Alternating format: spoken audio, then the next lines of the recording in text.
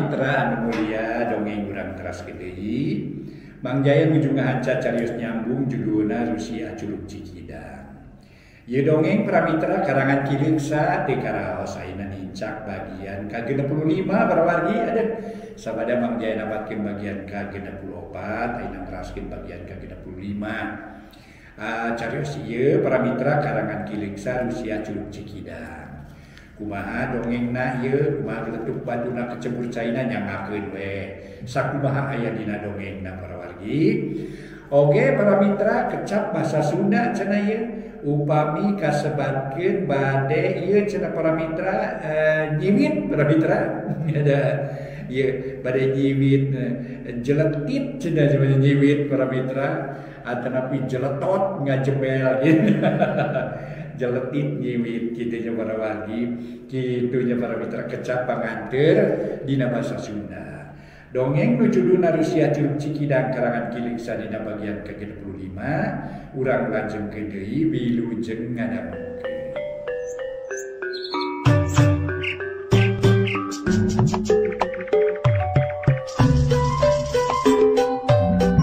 Para mitra kaum dangu, wilujeng tepang dangu sareng acara matuh dongeng enteng, Mang Jaya sapara kanca bade neraskeun hanca dongeng nu judulna Rusia Curug Cikidang. Ayeuna nincak bagian ka-65. Mangga tu para mitra wilujeng ngabandungan ieu dongeng judulna Rusia Curug Cikidang karya Kileungsa dina bagian ka-65. Para mitra kaum dangu, barang geus aya di luar kacida mata kagetna lantaran kaayaan mening caang ngebrak ciga caang bulan. Tapi bulan mah teu tembongan ukur kacaangan ku cahaya bentang anu remeng-remeng di langit. Breh diburuan aya nu ngajentul duaan jiga jalma keur dariuk kereg sarerea eureun deukeut golodon. Maralong kanu ngajentul dua malah ading mah olohok bakat ku kaget. Tuh, aya nu ngajentul duaan mang. Na jelema naon nya? Asa araneh teuing teh. Jadi loba jurig di lembur Cibonteng teh mang. Ceuk ading bari nunjuk kaburuan. Ku sarerea ditelekeun da sidik anu ngajentul teh jiga jalma tapi teu pati jelas rupana. Cing deukeutan ujang naha naon atuh teh manusa atawa setan. Mangkurip harita marentah. Sangkan ading nyampeurkeun kanu ngajentul. Mung sieun mang bisi matak naon-naon, jungwe ku mangka ditu. Ading kalah malik nitah lantaran teu wani ari kudu nyampeurkeun sorangan mah. Tapi samemeh aya nu maju ngong kadenge aya sora nu nyarita. Agan tulungan nah geuning abdi teh dikakalakeun bae ku jalma. Ampun agan abdi teh hayang tenang cicing da abdi teh. Geus jadi urang dieu piraku agan teh emut ka abdi. Tulungan agan. Cenah sora meuni jelas nong toreng ditujukeun ka Nyi Nining. Atuh puguh Nyi Nining meuni ngarenjag lantaran beuki apal kana sorana. Yakin sora emban anu bareto kungsi janji rek milu ulin rek milu ka alam manusa. Ari ku Nyi Nining diidinan sarta daek diiluan tapi ti harita can kungsi tepung ayeuna aya kajadian kitu puguh mata kreuwas jeung gegebegan. Saha anjeun teh? Jiga nu teu sadar Nyi Nining nanya ngandung wibawa. Panon melong kadua makhluk anu ngajentul di buruan. Mangkurip jeung nu sejen jempe teu aya nu nyarita bakat ku heran. Ngong aya sora jiga tadi ngajawab kana pertanyaan Nyi Nining. Aduh, abdi teh Gusti, nun Gusti, abdi teh pangiring gamparan anu sakia, abdi teh Gusti, nu kapungkur parantos janji bade ngiring kumawula ka salira. Cenah, beuki yakin eta sora emban ti alam siluman. Nyi Nining rumenghap bakat ku kaget lantaran nyaan emban bangsa siluman teh nyumponan jangjina. Bener-bener datang ka manehna saja ulun kumawula sakumaha ceuk jangjina. Maneh teh emban nu dua teh ya? Nyi Nining nanya deui ari bapana jeung nu sejen ngan ukur nangap. Masing-masing ngarasa kaget. Mumun agan abdi teh emban. Jawabna leuleuy. Hiuk aya angin ngahiliwir nebak kana nu ngajaranteng nangtung. Hiliwir singit kembang kana kananga. Nu limaan pating rarenghap ngajaranteng jiga arca taya nu nyarita. Malah Nyi Nining ge jempe manehna bingung kupi omongin. Naha tarima atawa ulah dua emban teh. Mun ditarima hese nempatkeunana. Mun teu karunya kanu duaan. Emban anu sakitu satiana najan sifatna siluman oge. Dageus kedal sumpah rek satia satuhu kadunungan. Basa angin ngahiliwir dua makhluk nu ngajarantul leungit tanpa lebih ilang tanpa karana. Ceneg ngajanggelek jadi orai nu dua, puguh sarerea ngarasa reuwas sieun jeung keung kaget jeung heran. Uluh, geuning orai nu tadi ieu mah nyai, ceuk Mangkurip bari mureleng kana orai nu sejen mah tetep jempe bangun bingung. Nyapa orai siluman tatekeun bae ulah diganggu, jawab Nyi Nining tegas. Ayeuna geus boga kapastian yen nu dua teh orai teh siluman. Dabongan ngaku-ngaku emban nu dua teh. Nya teu naon-naon ari geus puguh kitu mah tapi kade ulah ngaganggu ka manusia orai teh. Lantaran mun ngaganggu mah tak pibahyaeun ieu teh. Mangkurip hariwangeun bisi orai teh. Nyilakakeun ka jalmalian. Moal apa ditanggal ku abdi eta orai rek dipapatahan ku abdi. Sangkan teu ngaganggu ka urang manusia. Nyi Nining ngerasa tanggung jawab lantaran orai nu dua teh milu ka manehna. Nyaho bae atuh bapa percaya ka hidup yu ayeuna mah urang arasup deui ka imah. Teu kudu loba pikiran urang naluykeun ngobrol. Ceuk Mangkurip bari tuluy arasup heula pangheulana dituturkeun ku Bioon jeung Nyi Nining. Malah akhirna mah ading jeung Bah Jilun arasup deui. Gek dariu kalayan tenang dina tempat masing-masing. Kaayaan ayem deui jiga sasari teu mata keueung jeung teu mata keueuman. Di luar jempe nu kadengengan sora jangkrik jeung pating korosakna angin nu nebak dangdaunan. Ari Bah Jilun jeung Adi ngaharulang keneh malikiran kajadian tadi jeung mikiran pangalaman maranehanana basa ngobrol jeung mojang-mojang geulis. Nu ngaku-ngaku ngaran Nyi Nining. Akhirna ading boga pikiran goreng sarta curiga kadua siluman teh. Kuring mah curiga boa-boa nu ngajirim Nyi Nining teh si siluman nu dua teh nya. Alah, nu hiji ngagoda ka Abah, nu hiji ngagoda ka kuring. Tangtu we urang teh katipu lantaran ku siluman anu bisiluman bisa mancala putra mancala putri. Tah, katipu urang teh Bah. Ading nyarita darianaker. Bah Jilun ngajenghok manehna ngarasa reuwas komo mun inget kana pangalaman manehanana. Daharita basa paturai jeung mojang geulis nu ngaku Nyi Nining. Bah Jilun ngalaman sieun anu pohara. Bulu punduk pating puringkak awak paranas tiris tangtu kana kituna teh sabab tas ngobrol jeung mojang siluman. Waduh, boanya di. Da bagus kungsi ngobrol jeung hiji mojang nu ngaku Nyi Nining. Palang siang si man siluman nya. Cilaka tuh. Urang teh jeung bobogohan jeung siluman euy. Teu hayang sakali-kali deui tepung jeung mojang siluman. Aduh. Sugan teh nya we Nyi Nining. Hanas geus bunga apa teh? Ceuk Bah Jilun bangun handeueul. Rai bulu pundukna muriding deui ngarasa sieun jeung reuwas kareureuhnakeun. Siga nama kana kitu Bah moal salah deui tangtu nu ngaku-ngaku Nyi Nining teh siluman, nu mata kudu ati-ati arina naon teh Bah. Jeung kudu terang-terangan tah kitu akibatna. Ceuk Mangkurip satengah nganaha-naha bari seuri. Hatena tenang ayeuna mah lantaran geus kaharti jalan. Nya yakin ayeuna mah siluman nu ngaku Nyi Nining, aduh, teu kabeneran boga milik teh Abah teh aya bagja teu yaulad, bagja teh uyahan teh. Bah Jilun kukulutus lantaran handeueul jeung keheul asa diheureuykeun ku siluman.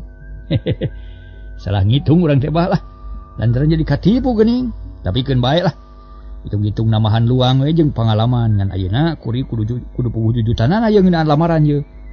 Nah kumaha ieu teh Mang? Ceuk ading bangun handeueul.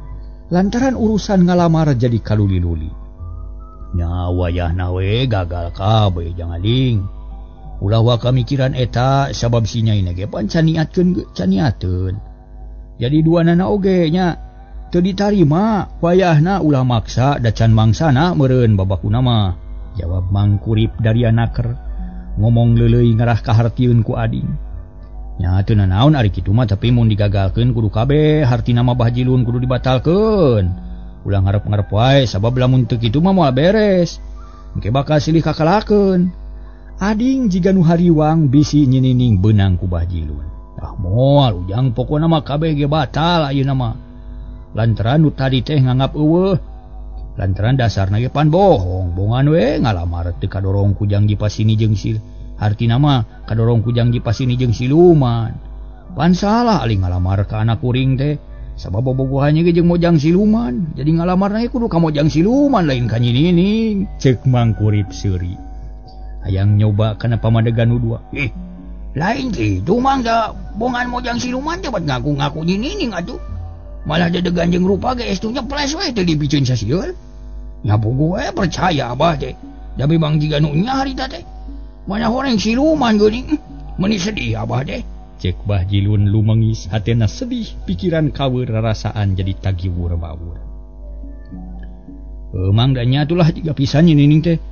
Mata kuring kabanang ge taya bedana ya estuning yakin jiga Nyi Nining. Ading ngajelaskeun pangalamanana akur jeung pamadegan Bah Jilun. Geus bae nama atuh lalakon nu tadi mah anggap eueuh we. Anggap teu aya naon-naon keun sugan ka hareupna aya di jalan anu hade. Pikeun ngahonta cita-cita urang sarerea tak kitu we Bah. Cek Mang Kurip jadi ayem deui hatena, teu loba pikiran jeung teu loba kahariwang. Nya Bah jang ading oge ulah kirang-kirang ngahapunten we nya tu ayeuna mah. Da geuning kitu lalakonna teh. Pun anak teh ari kana rumah tangga mah acan aya niat cenah. Wayahna we ulah benu. Bi Oon milu nyarita. Sawios bilah kiring ngakuring da ngarti palebah dinya nama. Moal benu. Keun bae da meureun geus kitu kuduna. Jawab ading tegas naker. Mohon bisa wios lah. Kaharti ku abah ge. Tayina abah rek amitan da geus beuting ongko. Hampura abah teh nya mang. Oge bibi. Nyai hampura abahnya. Rumasa geus ngaririweuh ka sararea. Muga-muga we sing calageun bageun. Ulah aya itu ieu. Sakitu we nya mangnya. Bah Jilun amitan. Manehna geus sayang balik ka imahna hoream lila-lila di dinya lantaran ngarasa era jeung wirang. Nya mah atuh Bah sami-sami we palebah dinya nama. Urang silih bebaskeun kasalahan, urang silih hampura lahir batin, jawab Mang Kurip dari anaker. Tengah halangan kanu rek balik da memang geus tunduh deui. Nya rek balik kuring emang lah geus peuting ieu teh, jeung deui lah geus tunduh ongko geus sayang sare. Awakna salungse bakat ku handeueul. Dapanya teh moal kieu jadina, hanas geus ujub tadi teh. Cek ading jadi pipilueun rek balik era cicing we di dinya. Nya jung atuh jang dan nya geus peuting ieu teh ngan omat ulah rek leutik hate. Ulah ngarasa asa-asa keur ka hareupna.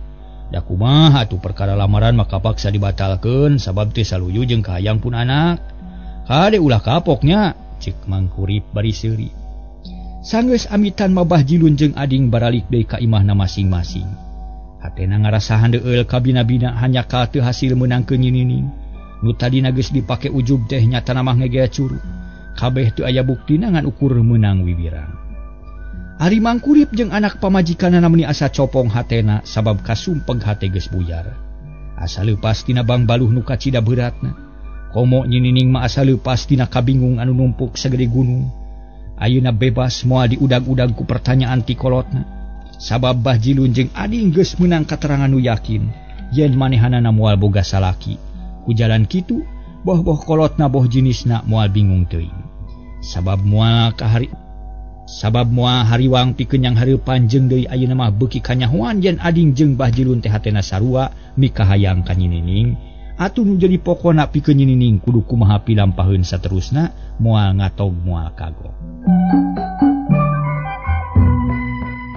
Para mitra kaum dangu, pikeun supados jalan carios lancar aya sabagian kalimat di wangsulan deui ku Mang Jaya. Ari Mang Kurip jeung pamajikanana meuni asa copong hatena sabab kasumpeg hate geus buyar. Asa leupas tina bang baluh nu kacida beuratna. Komo nyinining mah asa leupas tina kabingung nu numpuk sagede gunung. Ayeuna bebas moal diudag-udag ku pertanyaan ti kolotna. Sabab Bah Jilun jeung ading geus meunang katerangan nu yakin yen manehna caniat boga salaki. Ku jalan kitu boh kolotna boh jinisna moal bingungeun teuing. Sabab mogal hariwang jeung pikeun yang hareupanana jeung deui ayeuna mah beuki kanyahoan yen ading jeung Bah Jilun hatena sarua mikahayang ka nyinining. Atuh jadi nyaho pikeun nyinining kudu kumaha pilampaheun saterusna moal ngatog jeung moal kagok. Geus Nyai. Ayeuna mah geura sare ka ditu lantaran ieu teh geus peuting geuning jeung deui perkara nu matak bingung kana hate. Ayeuna mah geus kanyahoan jalana, geus rengse urusanana, muga-muga moal aya naon-naon deui ka hareupna. Sing mulus rahayu berkah salamet. Ceuk Mang Kurip mungkas riungan lantaran manehna sorangan geus tunduh jeung capek. Mangapa danya abdi geus tunduh pisan jeung capek pikiran teh balas ngaladenan ulah lieur. Ini jiga nu nya geus kungsi jang dipasini jeung abdi ari buktina mah kalah bobogohan jeung mojang siluman, cek nyinining bari nangtung lalaunan. Paroman bangun alum nyaan bingung na teh lantaran seunggah mikiran ka hareupna. Tangtu bakal aya buntutna akibat tina kajadian tadi teh. Keun bae teu kudu jadi pikiran Nyai. Da sagarupa ge geus kaliwat. Nu tadi mah anggap we lulucon teu rame. Atawa anggap bodor murah. Teu matak hayang seuri lah. Jeung deui geura sare ka sing tibra ulah rek loba pikiran bapa moal maksa kan umung pokona mah, ceuk Mang Kurip ngajurungkeun nyinining sangkan buru-buru deuleu. Geus kitu tuluy nyinining arasup ka kamarna memeh sare ngajentul heula sisi ranjang. Pikiran kumalayang kanu anggang nyawang rupa-rupa kajadian nu geus kaalaman, nyipta-nyipta nu bakal kajadian. Hari mangkurip jeung Bioon teu laloba deui catur tuluy nulakan panto jeung janela.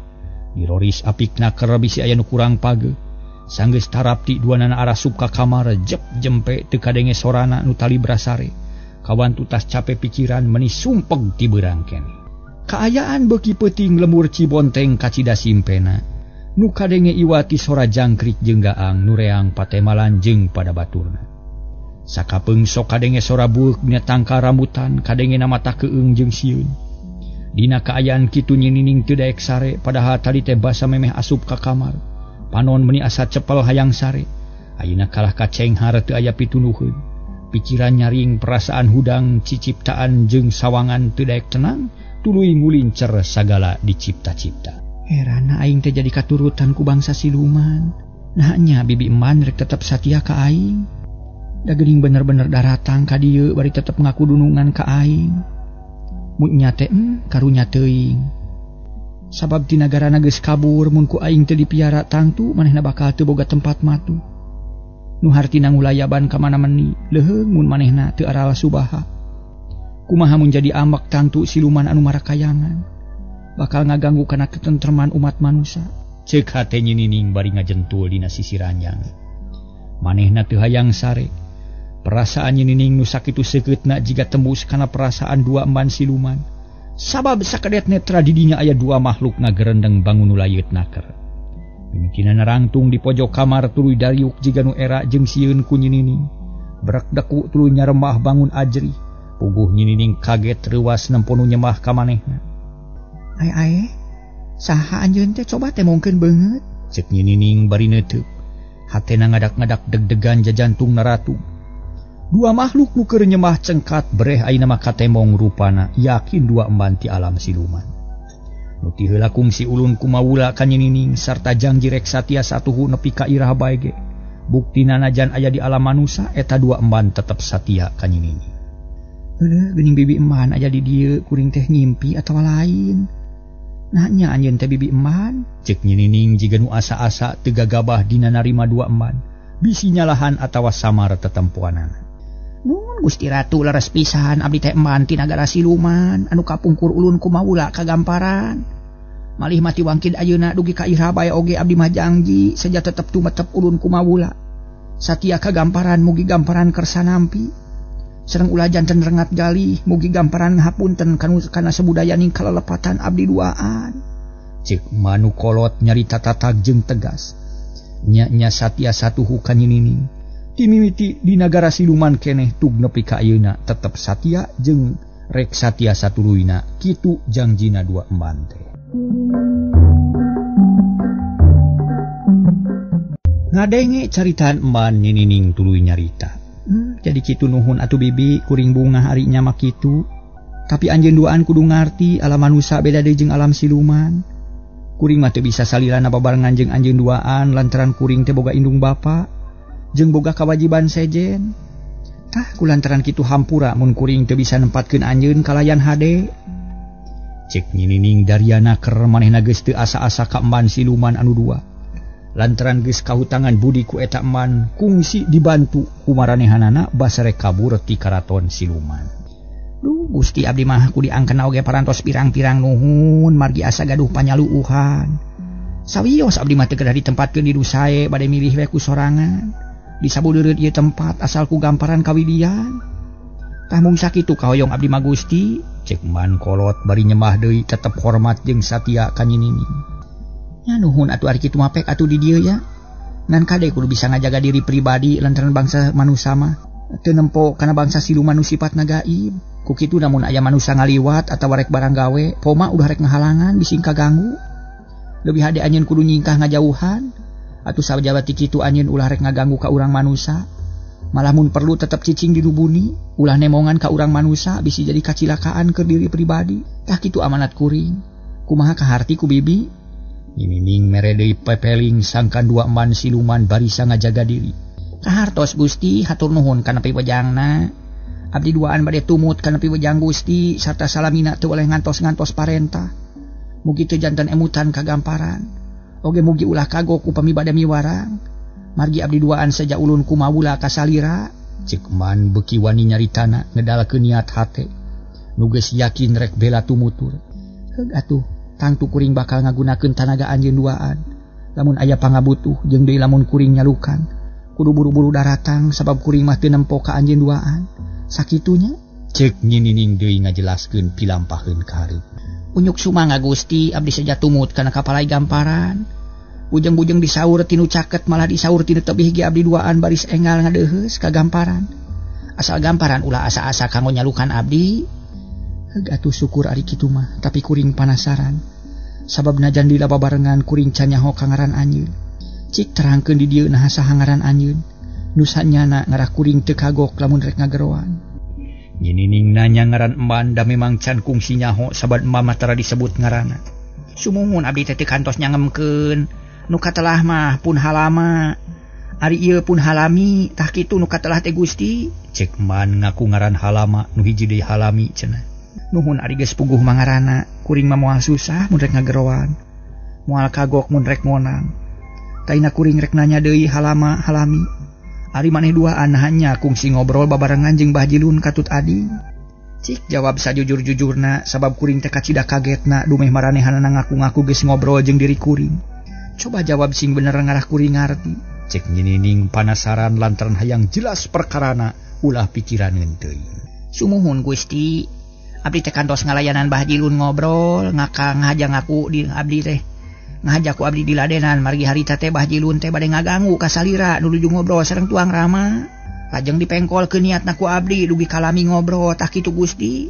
Dupi nu hiji deui diladenan ku pun adi nyatana ku halami. Maksudna sami we kanggo mengkolkeun maksudna mah nu sanyana da bade ngaganggu ka salira Gusti.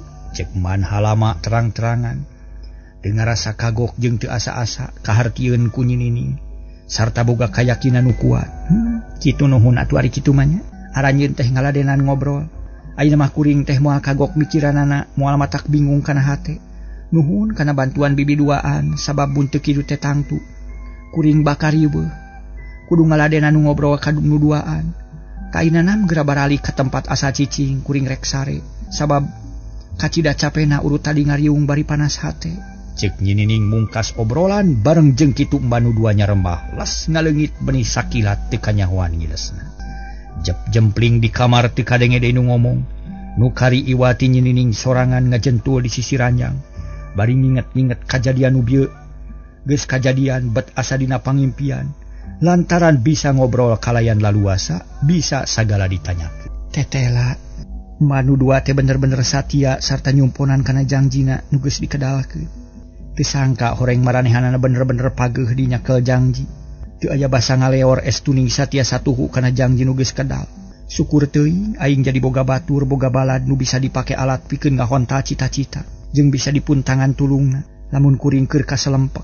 Cek Nyinining ngomong sorangan. Geus kitu mah goledag ngedeng reupeureum teu inget deui kana naon-naon. Ari sabab pipikiranna geus tentrem teu loba deui pikiran nu sejen, malah mah jadi tentrem hatena. Tiis pikir teu cuscos ka mana bae. Sabab nu matak bingung geus leungit kaupahan ku datangna dua emban siluman teh. Kocapkeun isukna panon poe geus moncorong ti beulah wetan. Cahaya hurung mancur matak lucu. Koneng umyang pikabitaeun di langit ngayang mega bodas, di papaes langit biru, mapaesan langit biru. Rupana koneng sabelah kahibaran sinar sang surya. Dina kaayaan kitu di imah ading aya nu keur diuk duaan bari gunter ngobrol bangun darianaker. Horeng ading jeung indungna keur nyaritakeun lalampahan peuting tadi nu memang matak kaget jeung matak kanyelu, tapi oge matak seuri koneng. Kumaha ngalamar teh ujang hasil henteu?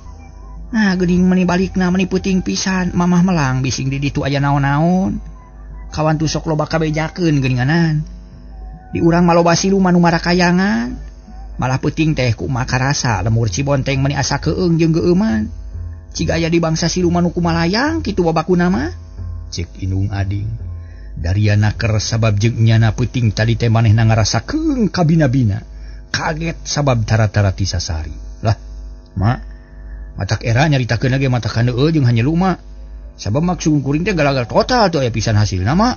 Jawab Ading. Sabab bari terang-terangan para mitra. Paroman alum bangun keheula lantaran niatna teu hasil kalah kameunang Wiwirang jeung Kahariwang. Harita Ma Ading nyarita para wargi sadaya kulantaran ngadenge caritaan anakna. Nah kumaha ujang naon sababna nyarita kitu? Kieu lalakonna teh Ma. Barabat Ading nyaritakeun pangalamanana di tetek tayanu kaliwat ti mimiti ngobrol jeung nyinining mamalihan. Tug nepi kadanget harita ku indungna di Bandungan Darianaker. Bari teu weleh unggut-unggutan lantaran anakna tangan ngalalakon bae. Loba pangalaman nu aneh jeung langka da batur mah tara ngadenge boga lalakon kitu. Tak itu pengalaman kuring teh mah matak era kabina-bina lah. Sabab sajabana teu hasil teh oge meunang karugian lain saeutik eta rugi waktu jeung tanaga tanpa hasil. Anas geus ujug kuring teh mah ari teh ngege curik mah muluntu teu meunang hasil. Wiwirang kuring teh mah. Ading mungkas katerangan paroman beuki alum. Tapi teu burung bisa seuri keneh ngan seuri koneng da hatena mah keukeuh sedih. Kitu pengalaman hidup teh nyakeun bae atuh teu kudu dijieun sedih atawa beak harepan. Apan ceuk mah ge kudu sasadiaan pikeun yang hareupan kagagalan. Sabab usaha manusia mah teu salilana hasil. Sok aya wae rugina, keun bae ulah dipake pikiran teuing belah leutik hate. Ayeuna mah marek nanya ari lalampahan Bah Jilun kumaha atuh? Naon sababna make datang ka Imah Mangkurip dina mangsa anu sarua? Ma Ading nanya deui. Nya eta sarua jeung kuring lalakonna teh mah.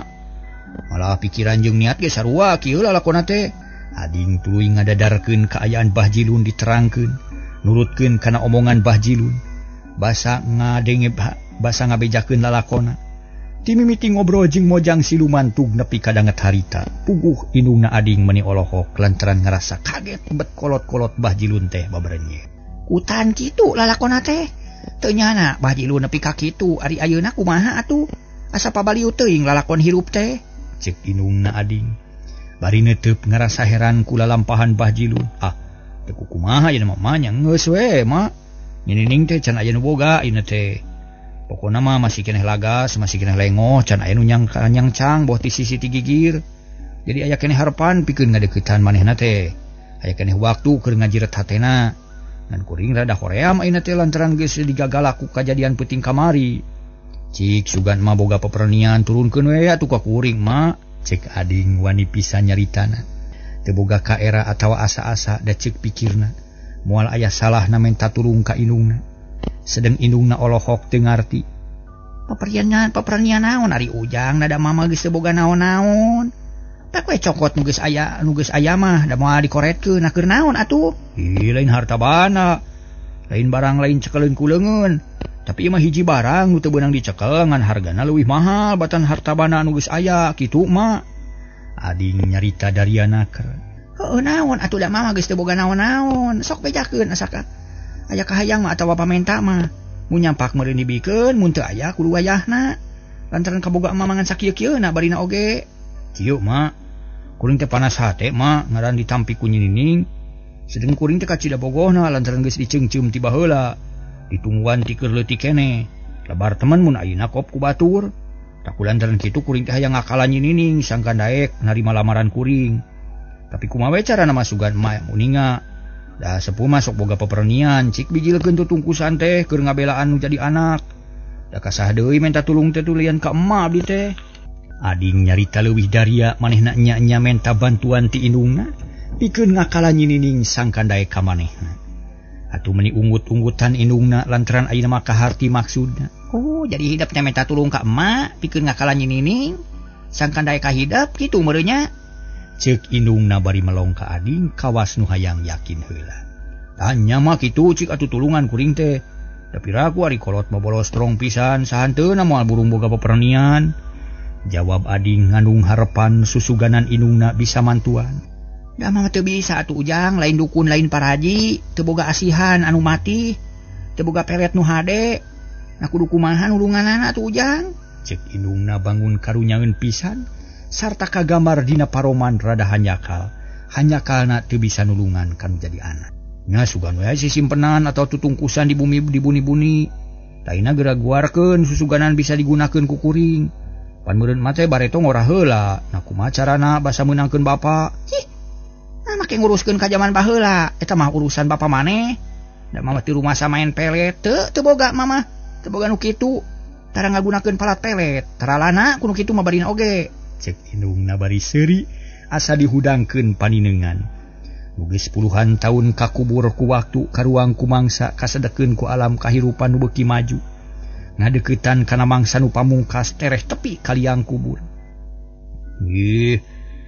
Aya naon wae atuh mak, najan teu aya pelet geus sugan we asihan-asihan atuh da geuning sok loba kacaritakeun. Aya naon si leugeuh teureub cenah si kumang hideung, alah aya si toel nangklek cenah mak. Aya si usap depa, aya si teuteub leugeut. Pokona mah tah kitu emak lah. Sugan we di emak aya hiji mak. Ading meuni keukeuh menta pelet atawa asihan ti indungna. Tapi indungna kalah kaseuri sababnya teu ngaboga anu karari. Ieu Ujang boga niat mikah hayang ka hiji awewe mah teu kudu ngandalkeun pelet jeung asihan. Kudu maresihan diri, ngalokat awak, nyipuh tangtungan, miara badan. Lain ku pelet, lain ku asihan, tapi ku budi basa nu utama, ku tingkah laku nu alus. Sopan santun jeung adab ka sasama. Hade ucap, hade lampah, hade teka jeung hade paniatan. Tah lamun eta geus kapimilik insyaallah moal hese-hese teuing meunangkeun awewe mah. Sabab kalakuan nu hade hargana leuwih ti barang papaes.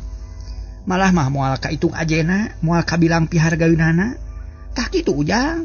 Ceuk indungna bari pepeta. Nyarita tanes jeung tatag ngarah ka harti ku ading. Nu keur ngabandungan, puguh ading meuni ngahuleng teu nyana bet kalah dipapatahan ku indungna kitu. Tapi manehna ngarasa bungah lantaran aya keneh kasempatan nu hade bisa narima pepeling ti indung. Tur nuhun mah ka harti atuh katarima pisan ku kuring. Memang kitu kuduna. Memang kitu nu alus mah jeung utama mah, tapi mah kuring teh ayeuna mah menang saingan berat boga musuh nu kukuh, mun teu bari ditarekahan mah berat mah bisa-bisa kalindih ku kakawasaan batur. Da kulantaran kitu abdi mah lain teu ngarti kana urusan nu bieu tapi asa seungah ngalawanan. Kaayaan musuh itu sifatna bahjilun mah, cek ading keukeuh. Naon? Nah make mumusuhan jeung sobat. Ulah kitu anaking musuh mah hiji ge leuwih. Ari sobat 1000 ge kurang keneh. Komo deui ieu mah ulah halabatan naon teh kade ulah salah tincak ieu ulah disebut mu bahjilun ieu anu samemehna sobat hidup anta teh kade ulah sok neangan musuh ieu ceuk ma ading bari hariwangeun bisi anakna bener-bener mumusuhan jeung bahjilun. Sanes kitu mah musuh sotenan dina urusan ngahaeroan nyining da ari dina masalah sejen mah tetep sobat pangna disebut musuh teh peda we pada mikah hayang ka nyining. Estuning sarua paniatan teh. Da ieu nu disebut musuh teh mah da urusan sejen mah teu jadi musuh malah mah sobat. Ya kajeun ari kitu mah syukur we ari inget keneh mah kana hal eta. Tapi Ujang mah teh tetep teu bisa mantuan lantaran ari urusan pelet mah atawa asihan mah teh luput teu bisa teu boga moal beunang dipaksa. Ceuk indungna ngebrehkeun eusi hatena eta ge karunya ka anak tapi teu bisa ari ngabantu ku cara kitu mah. Sareng waktosna ka bujang seek.